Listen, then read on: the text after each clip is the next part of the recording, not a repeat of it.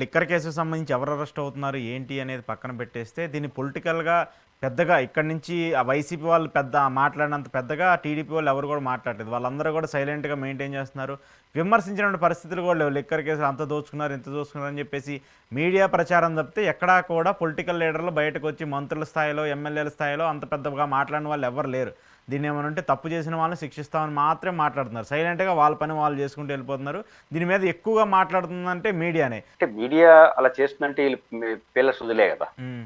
దీన్ని ఎంజాయ్ చేస్తున్నారు కదా. తెలుగుదేశం పార్టీ కూడా ఎంజాయ్ చేస్తున్నారు. అది మీడియాలో చర్చ అంటే మాకేం సంబంధం లేదు, వేరే దాని మీద అనట్లా. హ్మ్. దాన్ని బలం చేకూర్చేట్టుగా మాట్లాడుతున్నారు. హ్మ్. అది కూడా వాస్తవం కదా. కాబట్టి మీడియా చేస్తున్నది ఒకటైతే మీడియాకి అదనంగా అటు జరగాలని వీళ్ళు కూడా కోరుకుంటున్నారు.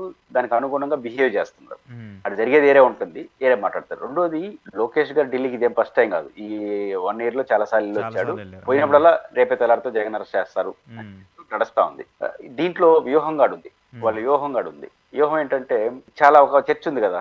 హ్మ్. ఇప్పుడు జగన్ గారిను అట్లాంటి పెద్ద పర్సన్ అరెస్ట్ చేయాలంటే బీజేపీ ఆశీస్సులు ఉండాలి అని ఒక చర్చ వెళ్ళేదేస్తున్నారు. అంటే కొంతకాలం పోయిన తర్వాత చర్చ ఏమొస్తుంది, ఏది ఇంత అన్నారు, చివరికి ఏమీ లేదు, జగన్ గారిని విచారణ గడిపట్లేదు, ఇప్పుడు సంవత్సరం అయిపోయింది అరెస్ట్ చేస్తూనే ఉన్నారు, ఇది ఊరికే ప్రచారం అంటే హ్మ్. బహుశా ఢిల్లీ వాళ్ళు పర్మిషన్ లేదేమో దానికోసం అని ఈ నెపాన్ని అట్లా నెట్టేసానికి ప్రయత్నిస్తున్నారు. బీజేపీ మీద సింపుల్ గా నెట్టడానికి. అంటే హ్మ్. బీజేపీ వాళ్ళు అనుకుంటే తప్ప అరెస్ట్ కారు కదా అని ఒక చర్చ ఉంది. అది నెట్టని డైరెక్ట్ గా నెట్టినైతే వాళ్ళు వినేవాళ్ళు కాదు కదా, హ్మ్. సంబంధం లేదంటారు కదా. కాబట్టి సింపుల్ గా వెళ్తున్నాడు, వస్తున్నాడు, బహుశా ఇదే మాట్లాడినాడు అంటే మెల్లికి ప్రజల్లో ఏమనుకుంటుంది, బహుశా బీజేపీ వాళ్ళు పర్మిషన్ ఇట్లేదేమో.